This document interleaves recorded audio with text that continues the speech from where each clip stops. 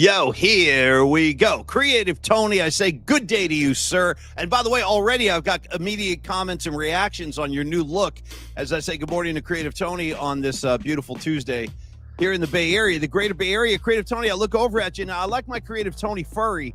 I'm not going to lie. I do. I like a nice furry face on you. And yesterday I had the wisps of gray. You're all dignified looking, and now you're like a 5-year-old kid ready to go to first grade class. So what happened? Where's my beard on Creative Tony? It's an itchy thing, dude. Well, listen, you got to fight through that now. It's going to pass. I encourage you to fight through. You know, you're a veteran of beards. You know what you're doing. I know. I always get to a point where it just gets itchy, man. I'm like, oh, I got to shave this thing. And I never go fully down to the bone, but to the bone. So there's some stubble there. Hey, shout out Aerosmith off Night in the Ruts. Shout out a great track called Bone to Bone. Dude. I just want to shout that one out. That's a great groove. Who sings Giving the Dog a Bone? That's AC/DC. That's what it is. Thank you. It's on. Thank you. By the way, think about that track. Giving the dog a bone, bro.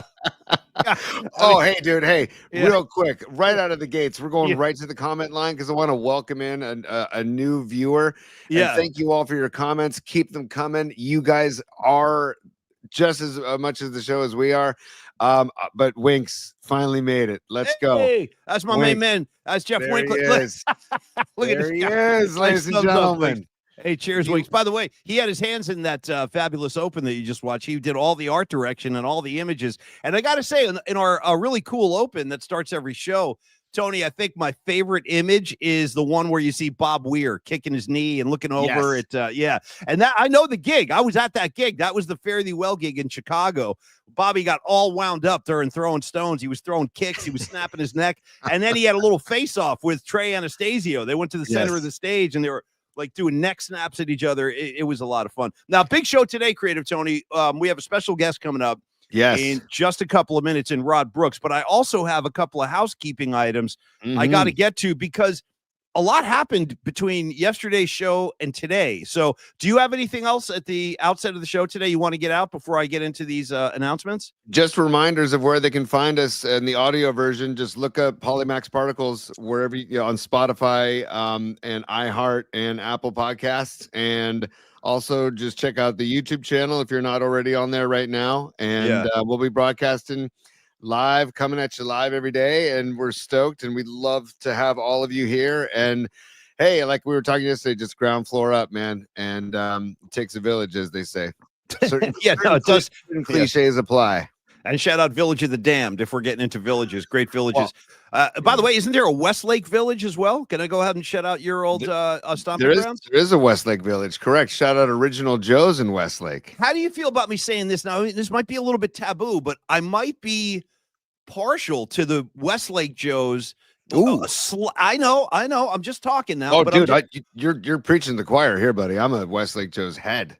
Now that's the one that has like that special bar with all the 49er stuff in there, right? By the front when you walk in, there's that bar to the left. To the left, yes. Yeah, and it's got all that Niner gear, like retro Niner stuff, right? Am I right about some Niner stuff in there, but they remodeled too. But they also have a ton of stuff, frame stuff on the walls. And it's just Original Joe's. Check them out, North Beach or Westlake. I think they're in Walnut Creek now too, man. So check them out. Well, I do like the North Beach location also, which was one of the locales for one of our hot and sour picks this year. We shot right outside Original Joe's. You remember that by the Italian Heritage Cultural Center and all that? Yeah, totally. Had you coming out of the church and everything, dude. Well, yeah, we were rolling the dice on some of that. That Creative Tony walking out of a church shooting scenes. Nice. We confused a lot of people that day. There were a lot of churchgoers that were wondering what our intentions were. All right, Creative Tony, let me get into a couple quick things, and I want to bring in Rod Brooks, one of our favorite guys.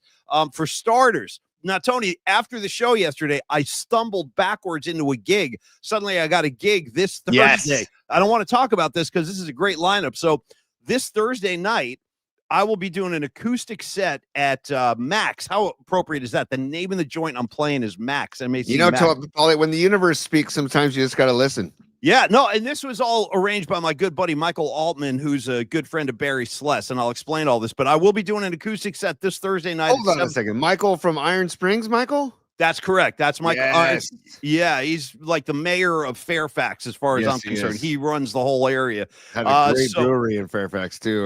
The Iron Springs Pub. That was a great spot.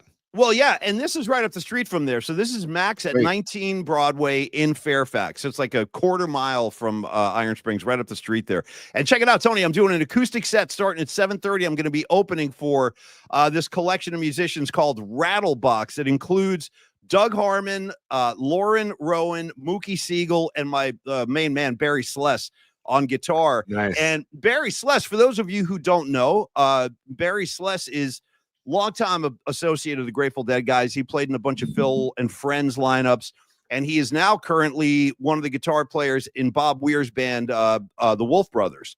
So if you ever see the Wolf Brothers out there, Barry Sless is in that band, and I'm like honored to be opening for him. And he's jammed with us before. Barry's so cool, dude. He comes up with his tank top. He's got the muscles going, and he'll just jump in on pedal steel and make everything you're playing sound a million times better. And believe There's me, Barry, Paulie. I just want to show everybody Barry. There's Barry. That's my guy, Barry. Yes, I also want to give props to Bob Minkin for the pick. That's a great pick. And there's Barry right there. Yes, amazing guitarist.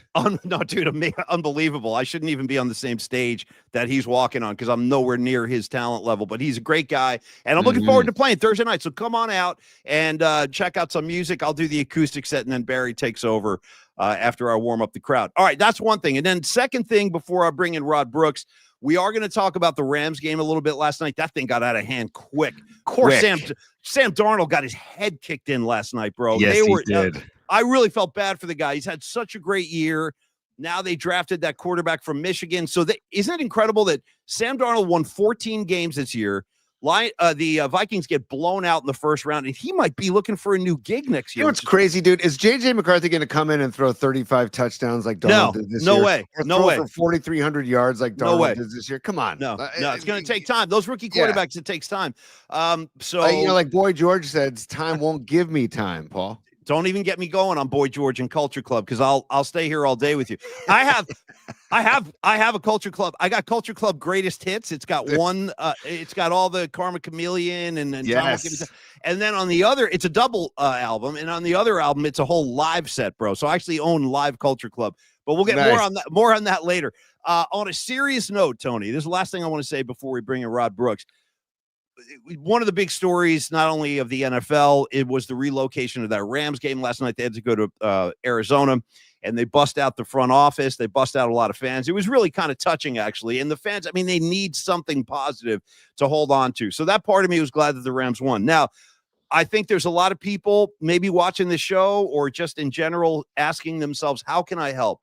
I want to do something for all the people that are suffering in Southern California. What can I do? What can I do? So here's what I'm going to do. I'm going to pass along some information today. I'll do this for the rest of the week. A couple more shows, Thursday and Friday.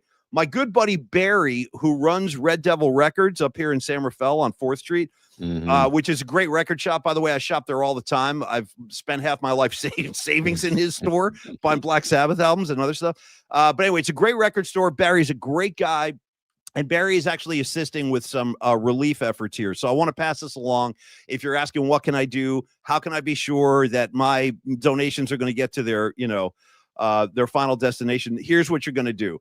So I'm just going to read from Barry's newsletter. It says, anyone looking for people in Southern California are looking for used clothing for men, women, and children. And you dropping off donations at Barry's shop on 4th Street. Again, it's Red Devil Records at 894 4th Street. It's happening through Sunday, 11 to 6 p.m. every day. You don't need an appointment. You can come on by, and they're especially looking for teenage boys clothing. Again, teenage boys clothing. So if you have old stuff from your kids they're not using, this would be a great time to show the charitable side of your personality. Again, stop by Red Devil Records on 4th Street here in San Rafael between 11 a.m. and 6 p.m. all week long through Sunday and drop off clothing, and they will get shipped down to the Los Angeles area, and they will get to the right people. So again, I hope that helps. I hope you find it within yourself. Yeah, if you have anything you can do to chip in, I'll be down there too. I'm going to be going down tomorrow with a box of donations, a box of clothing. So anything else you can do to assist would be greatly appreciated. All right, Creative Yes, Tony. and also when you're at Red Devil Records, pick up some wax, pick up some records while you're there. Drop off some gear and pick up some wax. Barry's a great dude and a great store. And yeah, go ahead, P. No, you finish up. Well, and I just wanted to say, like, I'm looking at the comment section. I just wanted to say hello to some people, some new faces or some new names, real quick. Gizmo, what's up? All right, Leah, welcome back. Yeah, Winks, I would said the man who made our show open. Welcome to the show, Winks. Yeah. Tag Sports Club, Escobar the Third, Marcel Pantaleon. What a name! That's a great name. Just want to welcome some of the new names we're seeing on here, and thank everybody else who's been on board. Man, we're gonna get you in the mix when we get Rod Brooks in the mix too. Yeah, we got. I see Leah Phillips is in the house. Also, Dominic Peralta, he's out there doing his thing, and my guy Winks already dropping science. He says, guys, if you're talking Culture Club, you got to shout out Church of the Poison Mind. Ooh, that's yes. a jam. That's a ferocious jam now. It is. Church of the Poison Mind. Got that I gotta look up who does the vocals on that. I don't know, but she's going ape shit. She's going off in the background. That girl. Yes. That. Yeah. The Church of the Poison Mind. I mean, man, and Boy George still going strong. By the way, I think. You know what? I back him. I'm backing him. I got his back. Me and No Boy, question. dude. I stand Hey man, I am thrilled to have grown up in the 80s, dude. I people bash the 80s. I love the 80s. I dove in head first. We talked about it yesterday. Makeup, hair bands, all the the new wave they called it, you know, all that stuff. I was knee deep in it. Howard Jones, Thompson Twins, Depeche Mode, maybe Duran. If I may, how about a little Missing Persons? You know what I mean? A little Missing persons. Sure. Let's go. Sure. How about some Berlin riding on the metro? We'll go all day on this. Speaking of guys who grew up in the 80s, this would probably be a good time to bring in our guest for today's show. He's a colleague of ours. He's a friend of ours for a very long time. And you watch him now throughout the 49er season on the pre and post on NBC Sports Bay Area. He's with Ramirez and Dante Whitner, and Rod is kind of the anchor to me, keeping that whole thing grounded and together. So let's bring him in, Creative Tony. He is Rod Brooks. He is dude. Look at Rod Brooks. Look at RB. What is up, RB? How you doing, man? Look at you guys, man. Everything sound good? You guys got me? We all good? Oh, yeah. Yeah. You sound real good. Yeah. Several things. Obviously, you know, I mean, we family. We're not friends. We're family. We've been knowing each other now close to 30 years. I know. It's crazy. I know. What the hell? To be I know. exact. So for us to still be on God's green earth, breathing his or her air, we don't know. And still be friends and still doing this thing we do, albeit in different spaces, television and YouTube. It's an absolute blessing. Let me say a few things first. Yeah. Boy George, let's get into it. Let's get into it. Yeah. Miracle is a jam. And let me tell you something. It's a miracle. It's a miracle. Yeah. Growing up, you know, in the inner cities and seeing Boy George on my TV screen, I didn't know quite what to make of it, but it didn't matter because I was all in then. I was all in now. Missing Persons, Walking in LA, I think is their best song. Words is a great song. Okay, Walking in LA is their absolute best song. Now, number 3, and I normally do this at the end of our conversations, but I'm going to do it at the beginning. Okay. I have been after you two guys play music.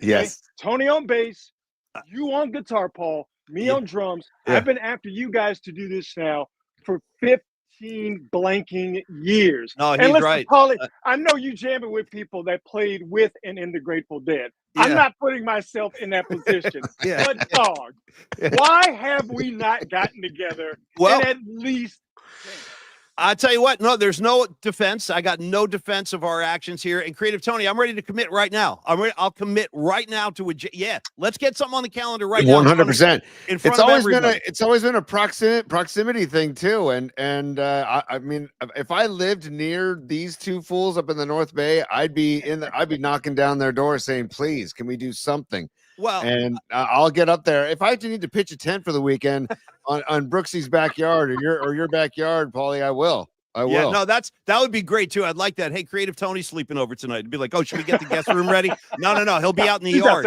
Yeah, he'll be outside. He'll be outside with the squirrel. Yeah, he's fine. He'll be out there with the coyotes taking care of business. So no, but Brooksy, I'm ready. I'm totally ready. You're right, 100%. We're wrong, 100%. Creative Tony, I'm blaming you. I'm going to attack you. I'm going to turn on you right now, and I'm going to say that look at him. I'm going to say that you're the reason this whole thing is getting held up. Creative Tony, when are you available? Rod Brooks and I will work with your schedule. Give me some availability. Let's get into it.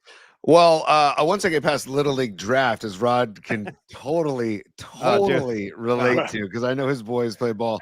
But first of all, I want to give a shout out. So look at the senior softball game suggestion right here. How about what do you got? Live jam on Paulie Mac Particles. Funny. No, we've talked about this, Rod. Tony and I have actually talked about this and trying to figure out how we could pull something like that off. And softball games. Listen, we're already talking about that. That's something we'd like to introduce when we get a better handle on technology. Because Brooksy, we're still building this thing. And by the way, Rod, if you go to your on the page where we're doing the show, go over to the right-hand side of the screen. If you click that comments column up at the top on the right, you'll see everybody's feedback and you get to interact with if you see all those guys there. So Creative Tony, I'm going to let you unfurl the first question for Rod today, because I got a whole list. I got a list of stuff I want to get into Brooksy. Yeah, I really do. And a lot of my questions are going to be about Dante Whitner, but let's talk football first.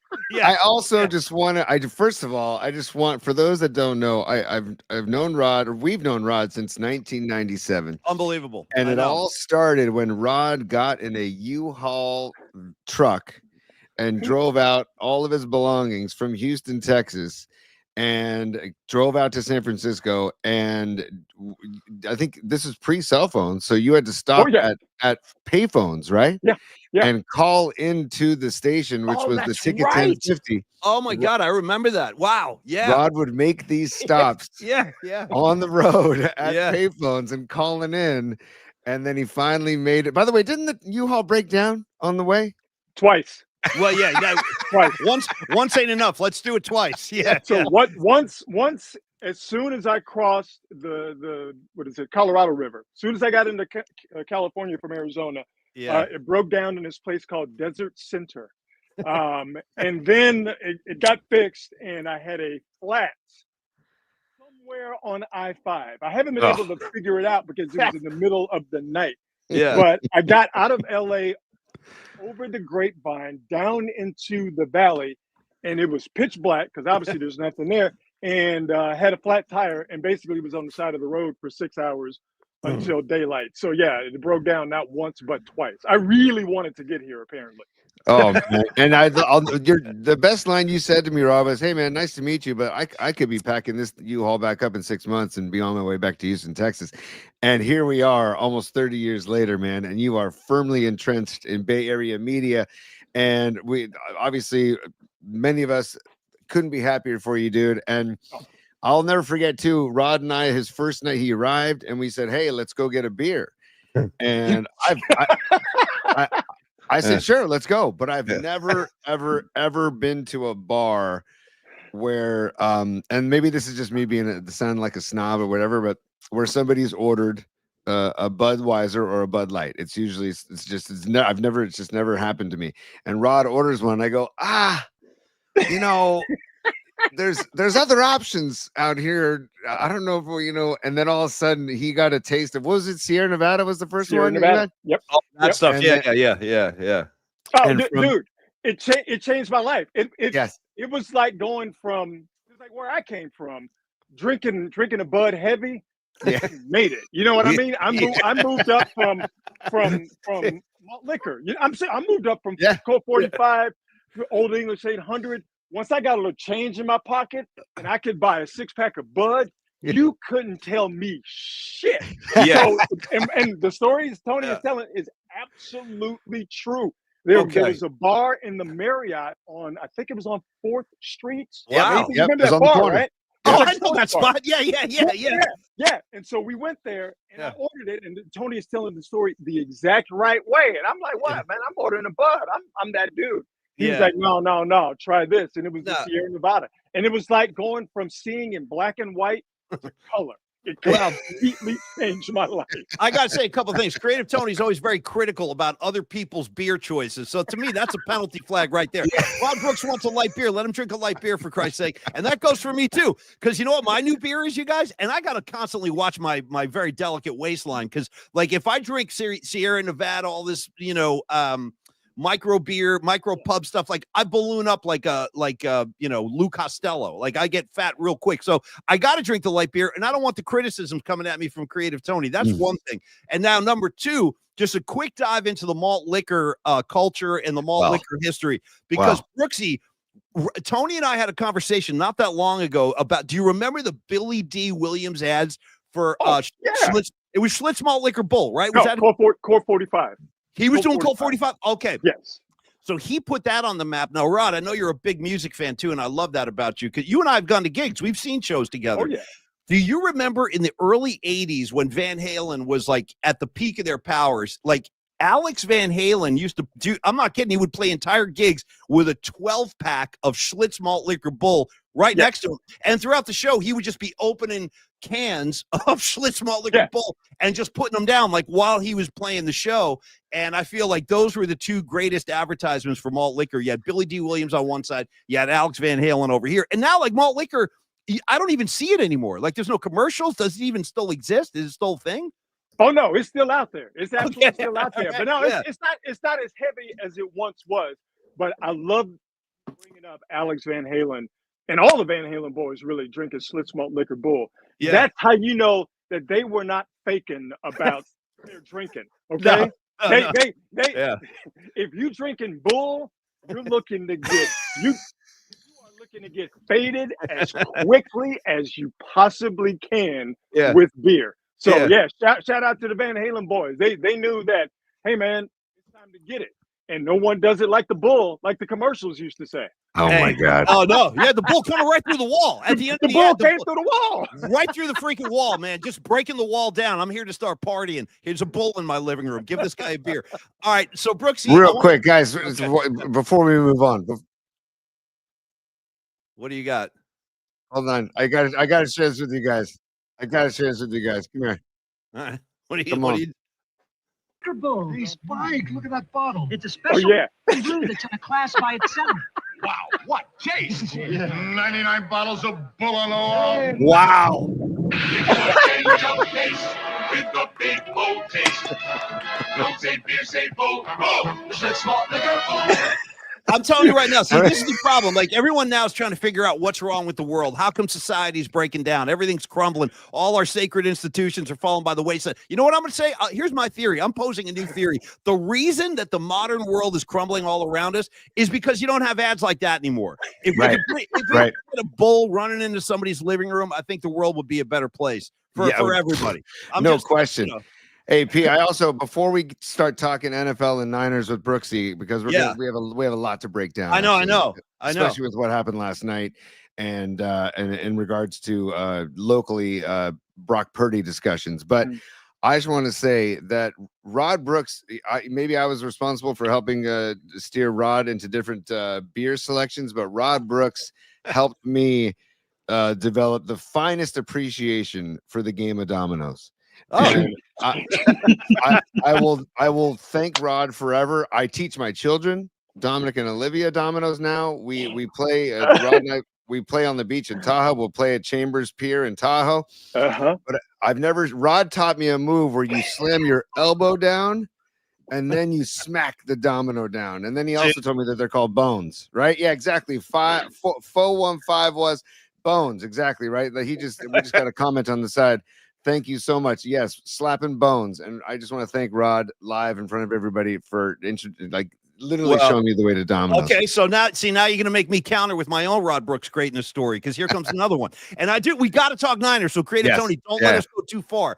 All right. Now, I've told this story before. I told it multiple times on the Murph and Mac show, but it's so legendary and it's so game changing that I feel like I got to tell our new audience here in the Paulie Mac particle community. So back in, I think it was either 2000 or 2001, got to be one of the worst Super Bowls ever played. It was the Baltimore Ravens against the New York Giants. And it was that year that the Giants got in with Kerry Collins was their quarterback, probably one of the dullest Super Bowl teams ever to walk the face of the earth, right? And Baltimore wasn't that sexy either because they had a great defense, but their offense was kind of boring. So I go over to, and Rod's having a Super Bowl party, and we go over to Rod Brooks's house, and I walk into his door, and the first thing I see, you got the living room and the TV, and the game is on and everything, or pregame is on, and they're right there, the centerpiece, Tony, in the coffee table in the middle of the room. There's got a bowl of pretzels, I got a bowl of chips, there's a few assorted nuts over there, but there it is, sparkling in the middle, like right on the horizon, a bowl of bacon. A bowl of effing bacon, and I want to applaud that right now. And I stopped in my tracks. I go, hey, Brooksy, what do you got here? What is that, a bowl of bacon? And you were like, yeah, man, how come, where's it written that bacon can't be a snack or an hors d'oeuvre or an appetizer? I'm like, you know what, bro? That's a great call. Pass the bacon. Matter of fact, let's pass this bacon around. So the bacon was such a hot commodity, Brooksy. I got to give you love for that. That was just a game-changing gangster move, the appetizer of a bowl of bacon. Well, you know what, brother? I appreciate that. That shows you what a 28-year-old pothead can come up with. Yeah. Because that was that idea. Funny, though, spent a couple $100 on a Michi's pizza. And what was the first thing to go? Was that bowl of bacon. Yeah. So, that's the moral of that story. No, it was a gangster move. It was a gangster move. And then last thing, I actually wanted to share a Creative Tony story since we're talking about moments with Brooksy, Paulie, and Tony and getting meat involved in the story. That's a bonus. Now, a lot of people now, Brooksy, I like to pick on Tony now in a fun way, in a loving way, because he's very sensitive. But Creative Tony has made a lifestyle change. He is now a vegetarian, right? Which is fine. Eat carrots, eat your string beans, whatever you want to do. Go nuts. Meat for us. More meat for us. But here's the thing people don't know about Creative Tony. Back in the day, this kid was throwing salami on the frying pan. I've seen him do all kind of meat maneuvers, but the greatest meat maneuver Creative Tony ever pulled off was up at his cabin in Tahoe. Creative Tony's family's got a cabin up in Tahoe, and he was having this big party. This is many years ago, and we're all sitting around. We wipe out all the meat that was on hand. We eat the burgers, we eat the hot dogs, and the steaks. It's all gone, the chicken. And then Creative Tony goes, you know what? Hang on a second. Let's restoke this fire. So we get the campfire going again. Next thing you know, Creative Tony walks out of the house with, ready for this? With a shovel. Wrapped in tinfoil. Yeah. He's got burgers and steaks on the shovel, and he sticks the shovel in the fire. So now we're really cooking meats like cavemen. Now we're seriously getting our Neanderthal on. I just wanted to say, Creative Tony, that was the most gangster shit you ever pulled. A steak on a shovel. And you know what? You cooked it well. That was a good steak when it was all said and done. Well, thank you, man. That was a cast of characters around that fire pit, because I believe Darren Chan, DC, the director of broadcasting for Giants baseball, was around that fire pit as well. Troy Clarity, I think, for voice of Stanford football. Yeah, that's my guy. John Stevens. Yeah, John all Stevens. all around jackass, John Stevens. All-star jackass, all-star, perennial all-star. Yeah, and Jackass Central, man, Jackass Central, and that was one of those moves. I'm like, you know what, we got this blaze going, might as well make use of it. Great. It was quite a carnivorous crowd, so everybody was diving in head first.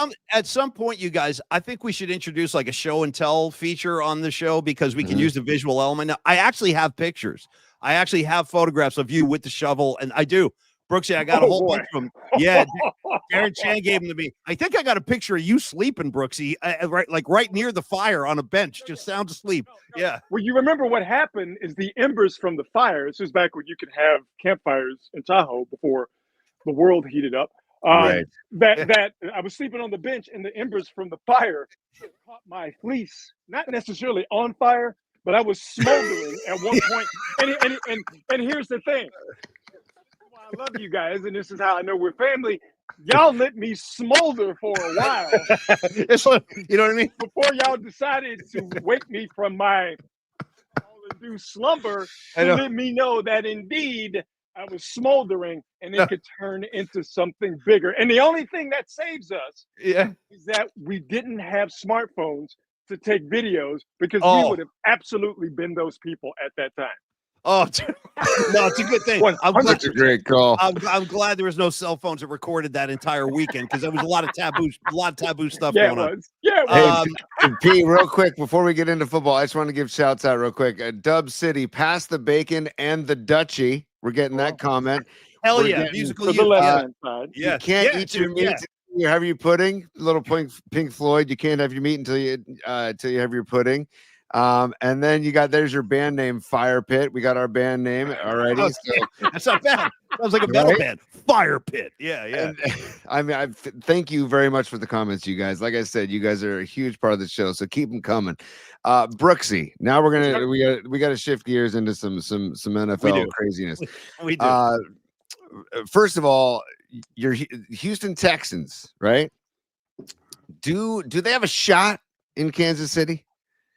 They have a shot because that defense is legit. Yeah, it's not just what you guys and millions of other people saw in the wild card game, but that defense has been lights out all season long, and it's injured too. They don't have Jalen Petrie at safety. They don't have Jimmy Ward, former Niner, who was big for them all season long, giving that veteran presence in the secondary. That defense is legit. They put pressure on the quarterback, linebacking core with Azeez Al-Shaair, former Niner. See where I'm going with this? Yeah. They flow sideline to sideline. D'Amico's got those boys, and they've been hunting for the past couple of years. So yes. With the defense, they have a chance. In Kansas City all year long, they've played games. What's the best way to put it? They've been skating by. They've been skating by. Yep. They've gotten to the end, and then all of a sudden Patrick Mahomes takes over. Yeah. They're not the offensive team that they used to be. The problem is that they have a generational guy in Mahomes who's like Steph, who's like Jordan, who's like Montana, who's like Brady, to where if they can hang around long enough with their defense, because Kansas City's defense is excellent too. Yeah. If they hang around long enough with their defense, they got a guy who's an eraser. They got a guy who can make plays. So I think it can be a tight game because KC, even if they're not facing a very good defense, which the Texans have, as I mentioned, KC not necessarily is going to run up the score on you as they did in previous championship iterations of Kansas City football. The problem for the Texans is their offensive line. It's not a very good offensive line. Yeah. Larry Tunsil is a penalty machine at left tackle, although he's very good at his job when he's not jumping off sides. But they're terrible at picking up stunts. They're terrible at picking up blitzes. What's the problem with that? The obvious, but Kansas City, they love to blitz. So if the Texans' offensive line can play the majority of the game against Kansas City, as they did in the second half against Kansas City, it'll be close, it'll be tight, and if it's a close and tight game, I'll take the Texans. Why the hell not? Yeah, and Brooksy, the O line is it's evident in CJ Stroud's play this year. He had it down. He didn't have as good of a year this year as he did last year, and that's if we want to parallel this to the Niners. That's what I want the Niners to focus on is protecting Purdy, because look at what's his name last night? Why am I blanking on the Rams quarterback? Stafford. Thank you. Stafford. Yeah. Thank you. He had protection last night. Yeah. And he was able to deliver. Right. Yeah. Look who didn't have protection last night. I feel bad for John. I mean, dude, he was getting his ass handed to him the entire game. Sam Darnold. Yeah, it reminded me of like that scene. That was a sack lunch. You're talking about Wedding Crashers. Yeah. By the way, Bradley, don't sleep on Bradley Cooper out on the edge too, doing like signals and like getting ready to just come in and take Vince Vaughn to the ground. It's a great moment. Now I got to jump in here real quick too. I want to do a follow-up question to Brooksy about the Kansas City Chiefs, and I want to talk NFC as well. But I'm almost disappointed that Baltimore is playing Buffalo in this round because I wish the Chiefs had to play both of them.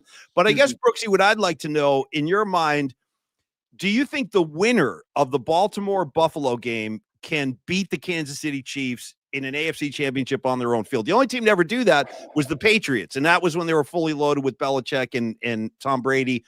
They went in there, they ran the ball. That was a great game plan the Pats had, but nobody else has ever done it. So, Rod, winner of Baltimore-Buffalo, can they deliver an L to the Chiefs? I don't know if Buffalo can. I'm not necessarily all that stoked on their defense, although, with their offense and the way that Allen is playing and the way that they're running the ball with their offensive line, it's not an accident that the teams who are left, with the exception of the Texans, all have very good offensive lines. But I can they go in there and play that game tight? Absolutely.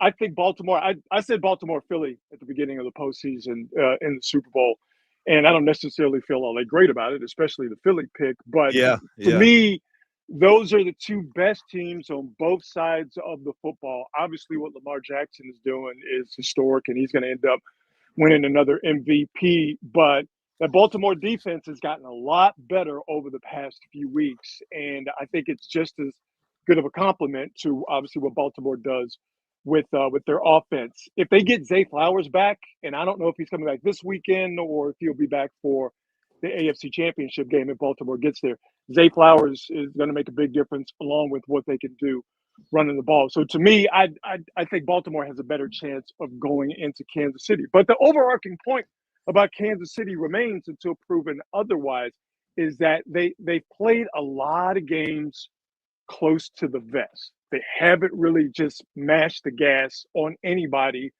offensively. And again, it's because of what they have defensively. And this is not to say that Kansas City isn't that good, because they are. I just find it interesting that, and this has now happened for the last couple of years, because last year they really weren't led by their offense either. They were led by that defense, and we all saw how that turned out in the Super Bowl. Right. But we've gotten used to the Chiefs being a team offensively where, because of Mahomes and Kelsey, you're like, oh man, offensively they're a juggernaut. Now they're not that way. They're just kind of mid. But when you have Patrick Mahomes and a defense that good and their pedigree, mid will take you a long, long way. Yeah. Brooksy, Paulie and I were talking yesterday. I think Baltimore has the best chance of knocking off Kansas City. That two-headed monster man of Lamar and Derrick Henry. It's by the way, quick diversion. Famous Lamars, real quick. Well, can I start? Can I please start? Well, can I be? I mean, first? I know what you're gonna say. I got to go Lamar. Well, I got to go Lamar Luttrell in Revenge of the Nerds. He's coming at you with the floppy javelin. Any chance you can bring that up? Can we get a look at Lamar real quick, Tony? Sure. Sorry. If he comes running out with that floppy javelin, the javelin just bouncing around. I mean, it's one of the greatest moments in cinema history, as far as I'm concerned. Lamar Luttrell, and I think Brooksy, he might be wearing leg warmers. He might have leg warmers on while he's wearing leg warmers. Yeah. I haven't seen this movie in a while. Yeah. Positive he's wearing leg warmers. Leg warmers. I mean, Tony, give me a piece of Lamar. Yep, there you go. There you go. Yeah. Look at him. There's Lamar Luttrell. No, it's as good as it gets. It's the best. The best. Look at that javelin. Are you kidding me? Thank you, Tony. Hey, I don't necessarily do Halloween, and I definitely don't dress up. But if I were so inclined, I found my Halloween costume. Hey, I'll go as Gilbert. We'll do a whole group thing, man. You be Lamar, I'll be Gilbert. And what's the other guy's name, Tony? Gilbert, and you could be Lewis. Booger. Lewis. Or Lewis, Yeah, but maybe Booger would be good. Maybe Takashi. I don't know. We could go in a number of directions. Yeah. Rod, I would lose my goddamn mind if I was walking down the streets, like trick-or-treating with my kids, and I saw you turn the corner as Lamar with the Luttrell, shorts. Yeah, with the holding shorts. holding the javelin. Bouncing come around. on. Yeah, If flopping around. we do a live jam on Paulie Max Particles, Yeah. I'll do that for you. Okay. Well, hey, man. Shout out Frisco native right here in the comment section. Look at this. Clap your hands, everybody. And everybody clap your hands. Come on. That's our first jam ever. It's our first live jam. Clap your hands, everybody. And everybody clap your hands. Yeah. Where's Lambda, Lamb, and Delta Moo? Dude, you moos sure can party. What do you got, Tony? Yes, they can. I was just going to say, is it wrong that when I watched Lamar play football, I can't help but think of Revenge of the Nerds, only because of the name? But here's the thing. Okay. You have company because Give it a minute. gentlemen of our stature and ilk, people our age, I try to say in a very fancy way, we come from an era where movies and music, and because we were part of the monoculture, the last monoculture, that stuff is embedded in our brains. That's a good call. I promise you. Yep. When guys our age watch the Baltimore Ravens play and you hear the name Lamar, he's the first person I promise you, I guarantee you it is 50 million people. The exact same thing we all do when we hear the name Lamar Jackson. Yeah, Yes. and Lamar. Well, Tony, I mean, I threw Lamar Luttrell out there. I don't even know if I have any other Lamars to submit. Do you have any others? I got Kendrick Lamar, but that's not I'll a first take name. it. That's a last name. By the way, I went to Lamar High School. That was the name of my high school. Nice. There we go. I think he was a former president of Texas when it was a country back in the 1830s or what the hell ever. But my first name, Lamar Jackson and Lamar Luttrell.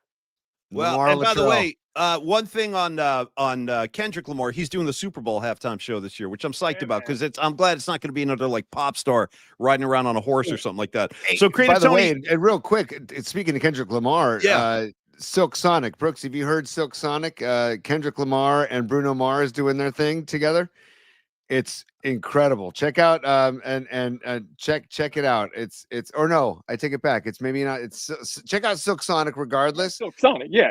You know Silk Sonic? Maybe it's not Kendrick. Oh, yeah. As a maybe I'm getting mistaken. It might not be Kendrick Lamar mixed in there, but I know it is Bruno Mars. And let me look that up real quick. Well, Bruno Mars, hell of a drummer. Oh my God! And they did this R&B soul album, and it's outrageous. Oh no, it's Anderson .Paak. Sorry, my bad. Yes, yeah. Take it back. But still, check out Silk Sonic when you can. Yes, okay, now back to the football discussion at hand here with Rod Brooks. I appreciate Brooksy giving us some time today. And you can always catch Rod Brooks during the footballs. Anything else you got going on right now, Brooksy, you want to promote real quick, other than your work on the pre and post with the Niners? Follow me on Twitter at Rod Brooks TV. And then, hell, man, it'll be baseball season. So Hits and Brooks will be back in the mix on Giants post-game shows when the season starts. And I mean, I think we are probably like 70 days away from opening day. So baseball's coming, man, whether you know it or not. Hey, Brooksy, when you kind of transitioned to TV, was that, I mean, by the way, dude, you're great on TV, dude. You're totally at ease. You're totally natural. They've interviewed me a couple times for like the NFL Network and everything, and I'm like very uncomfortable in a TV. I really am. I just don't like it with the lights. I'm always sweating like a pig. But you're all cool and composed. I'm just being honest. It's not my forte. It's not where I'm not comfortable. I've done it a few times, but I don't really like it. Now, Brooksy, you took to it like a fish to water. Did you feel like that was a big adjustment for you, getting away from the radio studio and getting in front of the camera? Nah. I mean, to me, it's they're obviously different. You know, radio, what it used to be anyway, you could kind of expand and have conversations. You know, what we're doing now is completely different, but you could expand and have a conversation. Television, you got to be tight, you got to be concise. It's as long as you know what you're talking about and you feel comfortable, and it is a comfort thing. You know, I don't mind staring into a camera. I don't mind the lights. I don't mind somebody talking into my ear, you know, giving me cues or what have you. It's just a matter of knowing what you're talking about and then being able to give it out there in sort of digestible bites. You get what I'm saying? Oh, totally, man. Totally. The hardest transition for me was not talking like a radio guy. Yeah. Start to talk like a television guy while still being the same guy. Yeah. You know what I'm saying? That's a very good point. Yeah, it is. There definitely is a difference. Now, Brooksy, I have to take this opportunity to ask at least a question about Dante Whitner. And I promise we'll go back because I still have a lot of Niner questions before we let Rod go. So Dante Whitner, first of all, Brooksy, I love the guy, right? I loved him as a player. But on TV, bro, I can't get enough. Like, I want more Dante. And I love the fashion. I mean, the whole thing. Like, we had him on our podcast once, Brooksy, Dante Whitner, a couple of years ago. When I was at KMBR, Tony and I had Dante on, and he was telling us about his trips to Morocco so he could grab the finest fabrics and then bring them back and have garments made and stuff. He's not playing games when it comes to fashion. Like, he's dead serious. Give me some good Dante Whitner stories. Like, what's he like to work with day in, day out? Like, what's he like when the cameras are not rolling? He's the same dude off camera. You know, the language may change a little bit. But he's the same dude. Here's what I love about Dante. And I put him in the category Tom Tolbert and with Rick Barry, professional athletes that I've worked with. Yeah. And I have gotten so much smarter about football. Yeah. Working with Dante and being friends with Dante. I'm seeing things in the game that I didn't see before. And I felt like I knew football. Yep. things in the game that I didn't see before. I'm learning things about the game, specifically defensively. I'm learning things about the game that I'd never learned before. And I can't thank him enough, just like I can't thank Tom and can't thank Rick enough, because to me, to have that opportunity to sit next to and work with someone who played their sport at the highest pinnacle. You know, he's a kid from inner city Cleveland, goes to Ohio State, turns himself into the 11th pick in the draft, and or he has an 11-year career, and I forget. I think he was top 15 pick. I forget exactly where. It might have been top 10. You know, that's who he turned himself into. Yeah, He had a good NFL career, a very good NFL career. The admiration I have for him is massive, and to be able to sit and be a colleague of his, right, and learn so much from him is just the best. He's one of the funniest people you will absolutely run across. He is dead serious about his fashion, but he's also he's dead serious about interior design. He's having a new condo built. Okay. He's like, Rob, you gotta see this marble we got. We got to see this marble we got. And he locks those eyes on you. Oh, he gives you that look. Yeah. No, I love that. I love that. You got to see this marble we getting from Italy. But interior design, traveling the world, finances. He's real big. See, he won't mind me. He won't mind me telling this. He's real big on getting at football players and having them take care of their money. Oh, good. Nice. Real big. Like, you know, he's part of not an investment firm. I don't know the best way to put it, but he's part of a firm that gets athletes in and not necessarily teaches them how to invest their money, but teaches them more to the point where not to put their money. Like, he's real big on that. So no, man, Dante is you know, he I know people look at his dress and go, I mean, he's out there peacocking. No, that's what he loves. Nah. To do. Yeah, no. You know, that's how he gets your attention. But Yeah. There's knowledge behind what he's saying, man. And for me to get that knowledge when there's a camera staring at us, and then when we're in the green room watching the game, it's that to me is the best part of doing what I do now. Is I'm going to graduate school when it comes to learning about football.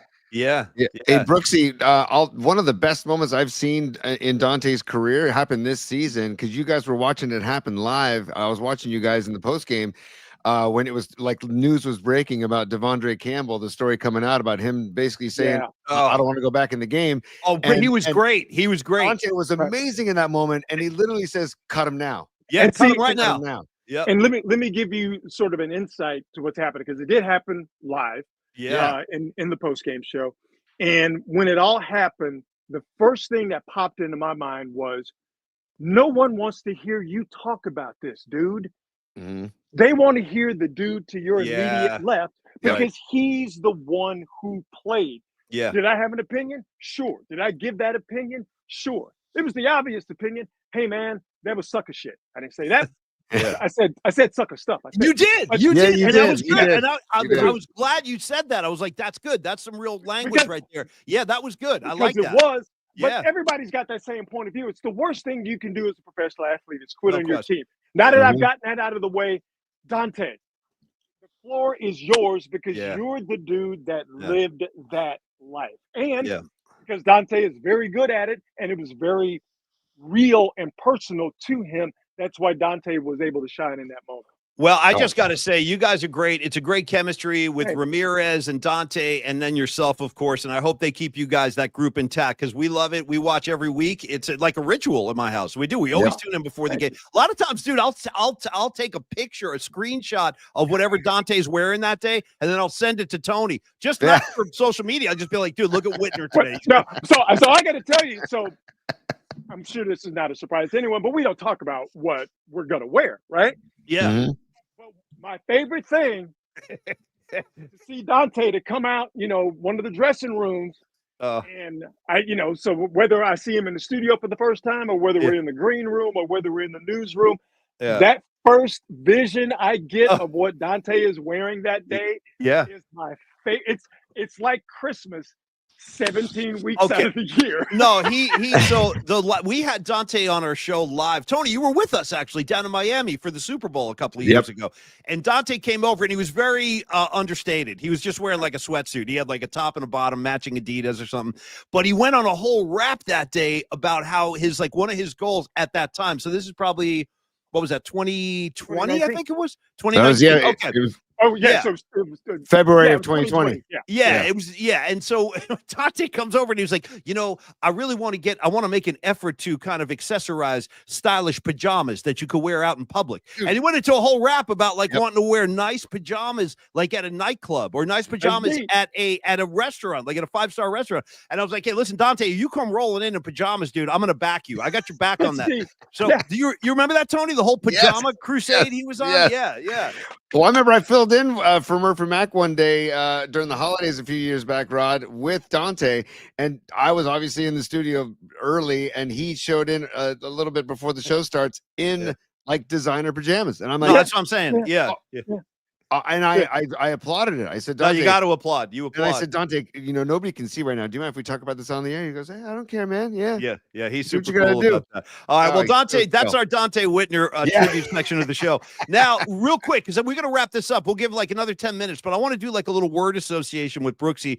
Brooksy, I'll throw some Niner names at you that are in the news for a variety of reasons. Just give me your reactions. We'll do it quick. And Tony, you jump in too if you have anything. I want to start, Rod, with Robert Saleh. I know they just talked to him about the D coordinator position. I guess what I want to ask you is how likely or realistic do you think it is that he comes back in that role again for next season? I don't know, because it seems like the Jaguars are showing him a little leg and possibly going to offer him that job. Yeah. And even though it's the Jacksonville Jaguars, it's still one of the 32 best jobs you can get on the planet. That's it. So if he is offered a head coaching job, because I think he is 100% head coach material. If he's offered a head coaching job, he'd be crazy not to take it, even if it is the Jacksonville Jaguars. So I couldn't put a number on it, but it seems to me that it's kind of pointing towards Jeff Ulbrich. And here's the thing with the Niners. They need to find a D coordinator that's going to stick for a few years. Not necessarily the turnover from D'Amico to Wilkes to Sorensen and then to whomever. Not that that's been a problem, because I think it's been more of a talent issue and an inability to stop the run because of what they don't have in their interior defensive line issue. I just think this turnover of coaches and voices and ideas, I don't know if it's necessarily a good thing to keep doing it. And if Saleh comes back, that's great. But when is he going to be up for another head coaching job? Probably not. Probably within the next couple of years. This is not to say that Jeff Ulbrich is not head coach material. Right. I think that there's a better chance that if Ulbrich gets here, he stays as a defensive coordinator for a few years before he then moves on to another head coaching job. Yeah, no, that makes a lot of sense. That's a good answer, Brooksy. That all is very, very rational. I'm going to do one more, Tony, and then you jump in if you got a few. But I want to ask Brooksy about Deebo Samuel, too, because I got to just be honest, man. I was really disappointed. I was really disappointed with what I saw this year. And I felt like now, again, I could easily be wrong about this. I'm not in the locker room. I don't really know what's going on day to day down there. But I do know, like, the eye test told me that's not the same player we've seen in San Francisco the past few seasons. Like, he was getting he became kind of a possession receiver where he would make the catch and then immediately get tackled, where in the past he would break 1, 2, 3 tackles, drag guys down the field. And I felt like his heart wasn't in it as much. And then when he got in the news, Brooksy, late in the year, I forget which week this was, but when he made noise about he's not involved enough. Then the next week, Brock Purdy hit him right in the numbers and he dropped the ball. He dropped the pass. I felt like in the aftermath of that, he started playing his ass off. Like he suddenly became Deebo Samuel again. But I'm a little concerned with like the inconsistency. So I guess I'm just asking, do you see him coming back, or do you think Deebo's on his way to a different team next year? I think he comes back. I think, though, he and Kyle Shanahan, who get along famously, I think they need to have a sit down and be real with each other about who Debo is and how he's used. There you go. And let me start this by saying that I give Debo I think the thing he did with Jake Moody, I thought that was bullshit. It was. Yeah. It's completely unnecessary. Yep. Okay. I Yep. know a lot of people applauded it. I completely disagree with it. There's a time and a place for it. That wasn't the time and the place for it. And quite frankly, dude, even before the drop that I'll get to in a second, you weren't playing all that well to be running up in anybody's face, even if it is Jake Moody. Exactly. You weren't playing that well to be running up in somebody's face telling them to lock in because, your season damn sure didn't look to be locked in. But I thought that after Debo had that game where he dropped that pass and was terrible after being vocal about not getting the ball, I thought the way he rebounded, that told me a lot about him. Because he could have very easily just continued to decline and go into a shell after wanting the ball, saying I need the ball, getting it, dropping it, and having that terrible game. Probably the worst game of his career. So I give him credit for rebounding. But he's not the same guy as you mentioned. And I think Kyle Shanahan needs to understand that. And I think Deebo Samuel needs to understand that. Man, your route running is not, even when he was really, really good, his route running was at best. Right. Now, your route running is still not all that great. And the guy that you were a few years ago is not that guy. Yeah. Is it because you are not in the shape that you need to be in right now? Should Kyle Shanahan use you in a different way? Giving the ball to Debo in the backfield, hey man, that's as dead as Napoleon. Yeah, that's agreed. That's Kyle Shanahan has to change. Yeah. But Deebo Samuel, again, he has to change some things about himself. So I think that Debo we saw at the end of the season, you're not going to get that every week. Just give me that once every 3 to 4 weeks over the course of a 17 plus game season. If you get to the playoffs, that's still a dangerous Debo. But they just have to, in my estimation, they got to come together and have a real grown man conversation about who Deebo Samuel is right now. And he's got to be honest with himself. Kyle Shanahan, I'm sure, is going to be honest with him. But they got to figure out how to make this relationship work going forward, because the guy that we saw a few years ago, not for lack of trying, I'm never going to say that about him until I have evidence of it, and I don't have evidence of it. But that guy from a few years ago ain't that guy anymore. But you know what, man? Father Time is undefeated. Yeah. Yep. Yeah. Father Time is undefeated. Hey, Brooksy, really quick, back to Bob Saleh. I want to put something on the screen here because I had heard that that this guy was interested in Bob Saleh. Look at that grill, dude. Look at bro. Just, what are you going to do? What are you going to say about? I mean, there he is. Yeah, there he is, man. I don't know, Bob or Robert Saleh. You might want to look at the Jags gig or come back home. Again, no, the Raiders. Obviously, that does not mean that's a good thing. That's still an NFL head coaching job. Hell and yeah. The Raiders. If I'm Robert Saleh and I'm looking at Max Crosby, I'm like, shit, I can work with that. And if they get Shador, hell, man, I can work with that. How about that tight end they got? They got that stud tight end from Bowers, Georgia. yeah. Bowers. That Out of Napa. Yeah, He's a wrecking machine, that kid. Yeah, you look at that and go, I can work with that. I mean, as bad as that situation is with the Raiders and the Jaguars and the Jets, and hell, the Cowboys for that matter. Those are still NFL head coaching jobs. And I just you a much better man than me if you turn down an NFL head coaching job. No, that's I ain't. Good no, call. 100%. And all that stuff you said about Saleh in Jacksonville, you're totally correct about that. I mean, it's a very prestigious job. And I see Saleh as a head coach as well. I really do. Yeah. I think he can make a really good NFL head coach. By the way, real quick shout out to G-Man Music saying, boys, don't look now, but it's Creative Tony who actually has the Saleh look today. It's not a bad call. I've never heard that comparison, but Tony, you do have a little Saleh in you. I got to be honest. There's a little bit of a vague resemblance there. All gas, no break. Yeah, totally. We got to get you in the sun now. Well, that's true. That's true. That goes for me as well. Three shades darker, Robert Saleh is. If you watch that Hard Knocks, though, the Jets Hard Knocks with Saleh and Ulbrich, and I mean, that was a very entertaining season of Hard Knocks. I mean, obviously the Aaron Rodgers story. Yeah, just until your guy Rodgers came along and polluted the whole situation. He got his coach fired. Now the whole team's falling to pieces. I'm not a Rodgers guy, Brooksy. I mean, I respect and appreciate the resume, but I think he's a douchebag. All right, so let's. Hey, real quick, Paulie, I wanted to ask Rod real quick. Rod, the game's coming up this weekend. I'm just gonna ask you quickly. Who you think's going to win the game? Okay, all right. So first, speed round, Saturday 1:30, Houston at KC. Okay, not point spreads, nothing. I'm just throwing up the H's, baby.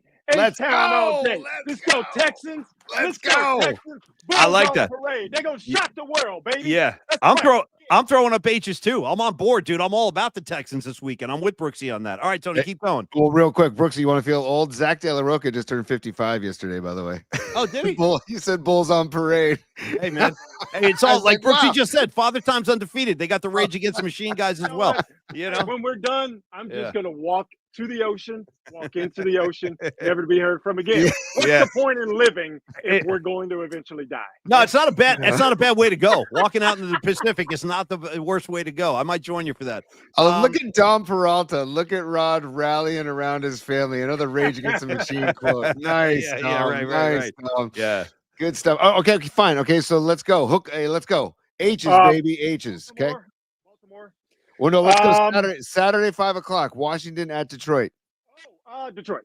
Yeah, I'm with you. I would love to roll with the Commanders, but Detroit, you could clearly see that they got something special going on. They do. They really do. They do. But I feel like Washington is playing with like reckless abandon. Like we're gonna come in here and you know, like. I don't even know how to explain what it's just a vibe. It's a vibe thing with them. It's a vibe, man. They do have the kind of they don't know any better. They don't know that. Yeah, right. You know, Jaden Daniels doesn't know that he's not supposed to be this good at this point. Right. The Commanders don't know they're not supposed to be at that point. I will say this: I don't know what the number is, but take the over. It might be a defense optional game. We know that Detroit can score some points, and they've gotten a little bit better defensively as of late, but that's a team with their offense. Washington, we know what they're capable of offensively, so points will be put up. There's no doubt about that. And also, Brooksy, Dan Quinn, if you're on the road with a rookie quarterback and you have a chance to kick a field goal to make it a 1-point game, don't go for it on 4th down again. Please kick the field goal.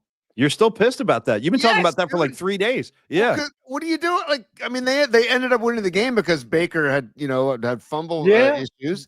But it's like you could have made that a 1-point game. But he was going for field goals on 4th down from the beginning of the game. And that's right. It's similar with Dan Quinn. And why? What were a couple of the reasons that the Lions lost against the Niners in the NFC Championship game? Because he betrayed his ideals. He should have gone for it on 4th down, but he kicked the field goal at the end of the first half. That's right. And then he was chasing the dragon after that. Going for it on 4th down in the second half, and he blew up on him. I think he learned from that lesson. So I say, Tony, I'm with you. I'm still grasping and grappling with not taking the points. I'm understanding it more, even though I'm still like, take the points. But Dan Quinn, remember they had 4th and 1 or 4th and whatever in the red zone, and he went for it. They didn't get it, but he didn't let that decision hurt him and the team for the rest of the game. So if that's who you are, you still have to be who you are. So I can respect it in that regard. But yeah, I'm with you. It's still one of those where you're like, really? We just don't take points no more, huh? Hey, right. And also, but the Commanders are getting 10 points in Detroit. They're that's a big spread underdog. That's a big spread. It's a big spread, but that game I could see that game getting out of hand because I agree. Like the Commanders is a great story. They got a great young quarterback, but I think that whole fairy tale kind of comes to an end, and reality is going to smack them upside the head when the Lions. Because I agree with you, Brooksy. I think the Lions have something special. They might be a team of destiny. Real quick, before we get to Sunday's matchups, and then we got to let Brooksy go because we're getting into bonus minutes now. But it was Dub City on the comments line who I couldn't resist. I got to address this one. He goes, guys, Creative Tony, you put that picture of Mark Davis up there. Now the obvious follow-up question, who plays Mark Davis in the movie? I have an idea. I'm going to throw this out there. I'm going to say Randy Quaid, the guy who plays Cousin Eddie. Ooh. If you just fitted him for one of those Mark Davis wigs with the bangs, I think he can pull it off. I'm just throwing it out there. Randy Quaid. Do you guys remember Tropic Thunder, the movie Tropic Thunder that Sure. probably that couldn't be made today? Yes. The character, I feel like the character Simple Jack was Mark Davis as a Oh, kid. dude. Wow. Chasing butterflies with a mallet, stuff like that. Simple Jack. I Yeah. mean, when you guys keep talking, I got to pull up a picture of Simple Jack because Bro, it's probably going to get us in trouble. This is where the show could get canceled right here. Hey, We're getting on Simple man, Jack. I'm just If you didn't know that Mark Davis was Al Davis's son, and you showed his picture, Mark Davis first, and then showed Al Davis's picture, they wouldn't believe you. No, I know. They wouldn't believe you. I know, dude. Mark Davis. I mean, there you go. Easy does it here, T. Oh, for Christ's sakes. Here we go. Jesus. I wonder if Al Davis, you guys, of course, remember Smokey the Bandit, right? Get him out of You remember how Jackie Gleason, how Sheriff Buford T. Justice would talk to his simple, dumb son? Basically like, you couldn't have come from my loins, and when I get home, I'm going to punch your mom in the mouth. I promise you that Al Davis and Mark Davis had the exact same relationship that Buford T. Justice had with his son and Smokey and the Bandit. I promise you. It blows my mind that Mark Davis leaves a barber. Easy. Good. No, but that's a conscious decision, Paul. No, I know. No, he's making his own choices. He's like, this is what I want to do. This is what I want to do. Yeah. I mean, no, it's nuts. Yeah. Him the mirror like every barber does. Yeah. And Al Davis, Mark Davis puts that mirror up to his face and he looks at it and he's like, I'm gonna kill these bitches today. Look at I know. He looks at himself in the mirror and he's like, I'm the coldest cat y'all ever seen. That's what I'm saying. That's what I'm saying, Tony. There is an alternate approach to this thing where you look at him and you go, you know what? That's some gangster shit that he's doing. Where he's just going here's how I'm gonna roll. I'm leaving the house like this. I'm throwing on my white sweatsuit. And by the way, he's got like a knockout girlfriend too. So somebody's buying into his act. I mean, here we go. What do you got now? I'm afraid.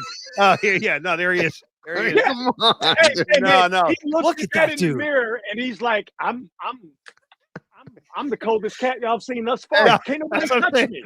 I will never talk trash about someone's like what the looks that they're born with and their physical makeup. No, you can't when do you that. have a conscious decision, and like Rod said, you're at the barber, you're in the chair, and you pull up the mirror and you go, Yeah, but Tony, look how happy he is. Look at how he's full of joy. He's overloaded with joy. He couldn't be happier. He's found the secret to happiness. I'm the guy who's out here still chasing. Haven't won a playoff game since the earth started cooling. Yet he's like, my shit is set. That's it. And by the way, the last thing on the Raiders, shout out to their stadium in Vegas. That place is really nice. It's a kick-ass stadium. All right, we got to let Brooksy go. So, Tony, hit him with the final two Sunday games, and we'll wrap this up. Okay, yeah. So Sunday at noon, LA at Philly. If I'm Eagles, go ahead. LA's hot, and the defense we saw last night sure makes the Niners' last game against the Rams. That makes a little bit more sense. What was that game? 12-6. The Rams defense just absolutely put the Niners offense, just stuffed them in a locker. That Rams defense, that front, they could get pressure with four. They can. And Turner, they can get pressure with four. It's a luxury for them to send five. That's what the Niners need to get back to defensively.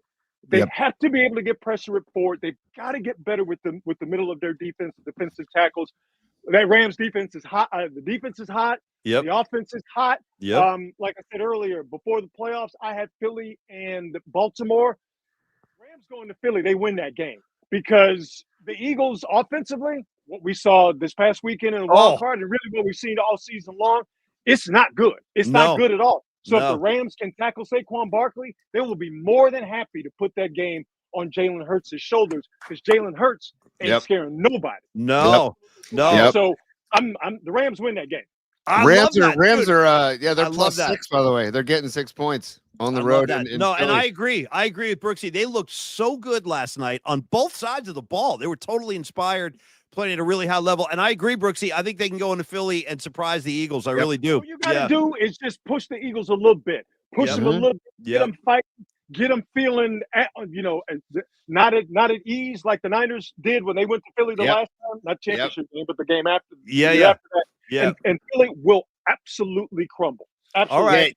You got to get under a Sirianni's skin. That's fun. Well, this to is watch, that. too. I'll tell you what. If the Rams beat the Eagles on Sunday, that's probably Sirianni's last game, or it'll certainly be talked about his future going forward. Yeah, like people talk about Kyle Shanahan should be on the hot seat. Get out of here with that nonsense. Yeah, that seriously. guy. Yeah. That guy's on the hot seat. Yeah, and by the way, if they fire Sirianni, take Fat Dom with you on the way out the door. I'm tired of all this celebrity status for Fat Dom. Guy doesn't do a damn thing for me, and he attacked Greenlaw, and I can't have that. One last thing, Creative Tony, Baltimore at Buffalo, the home dog Bills. They're 1-point home dogs. The Buffalo Bills hosting the Ravens. Wow, that game is going to be a dogfight, man. That's a great game. Great matchup. Yes. The Ravens lost the AFC Championship game last year in Baltimore against Kansas City because the Ravens forgot who they were. They stopped running the GD football. They ain't going to stop running the football now. They ran it 50 times last game. And they're probably going to run it 50 times against Baltimore. They're going to run the ball. And like I said before, their defense, which is not as good at the beginning of the year, and not what we've gotten used to with the Ravens, they're back to playing championship defense now. So the Ravens, they win that game. Nice. Yeah, well, I think so. Brooksy, I think so too, man. I don't think you can stop Lamar and Derek. Derrick Henry. I don't think you can stop both. The only thing that stops the Ravens is the Ravens, and I don't think you're right. Right. Yeah, it's going to be a great weekend. Great matchups all weekend long. Listen, Creative Tony, the time flies when you're with Paulie Brooks, because we can keep going, but I know everybody's busy. We gotta let Brooksy go back to his Brooksy life. And yes, you got something, Creative Tony. What do you got? You know the whole Utah. Give me two. I got two quick things for Brooksy, and I'll make them quick. I'll make them quick. Okay. Yeah. All right. It's what is it? 12:11. We'll try and be out of here by 12:15 max. Okay. Everybody, thanks for joining us. By the way, in the comment section, you guys freaking rule. Thank you very much. Yes, Brooksy, you're an amazing follow on Twitter, and especially when there's any news about the Cowboys. Okay. So now, Dion, do you want to see Dion as the head coach of the Dallas Cowboys? Absolutely. Yeah.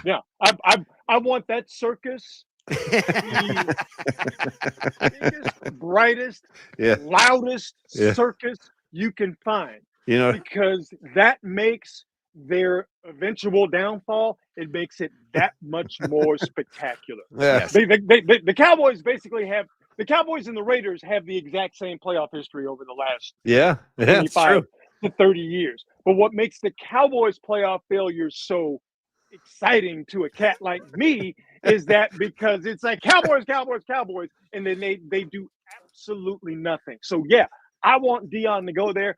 I want everybody to start talking about them, and then I want the Cowboys to do what they eventually always do, which is to not win a goddamn thing. Well, that's it. Right. Okay. Fair enough. Real quick, and just a shout out to this guy, real quick for you, Rod. There you go. What do you got? There's your guy. Look at Jerry Jones. Come on. Geez. Dude, your visuals today are it's a comedy show, dude. Look at by the way, look at the teeth. Look at the teeth on that SOB. The teeth, amazing. The teeth are flying. Yeah. All right, Brooksy. Last thing, because we usually do a segment called Tony's Top 3, and we wanted to do that with you, where 3 questions, and the third question is a non-sports question. So I'm just going to go straight to the non-sports question. Hypothetical, but if you had a chance to sit down and have dinner with Chuck D, just the two of you. Now you pick the place, House of Prime Rib, you pick the place, wherever, right? You and Chuck D, or have LSU win a title, national championship. What would you choose? Oh, Chuck D all day long. All right. I've been so lucky. I'm looking at my office. I'm looking at all the press passes and concert tickets, shows that we've all gone to. Yep. I've been so lucky in my life to do things I never thought I would do and meet people who I never thought I would meet. Like I know Steve Young. That's the craziest shit of all time. Right. It is. I know. I can pick up my phone and call Steve Young right now. I know. Wild. Right. One person, Chuck D, I've never got a chance to meet. And quite frankly, my entire broadcasting career has been aimed to see if I can meet Chuck D. Because I have so many questions for him, but more than anything else, I want to thank him. I want to thank him for the knowledge that he's given me first and foremost, and the music that the knowledge was contained in. So yeah, it's Chuck D all day long.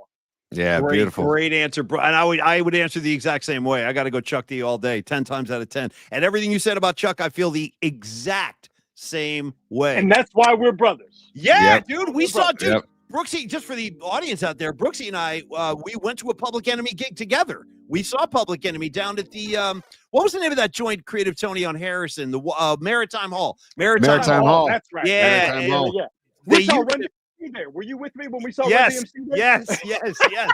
And that was a pretty popular concert venue for a few years, but it's not in operation anymore. Bad Brains played there. Nice, dude. Hall was the spot. Oh yeah. I saw James Brown play there. That's incredible. Seriously, how was that? Yeah. Game? It was incredible. It was outrageous. Yeah, James Brown.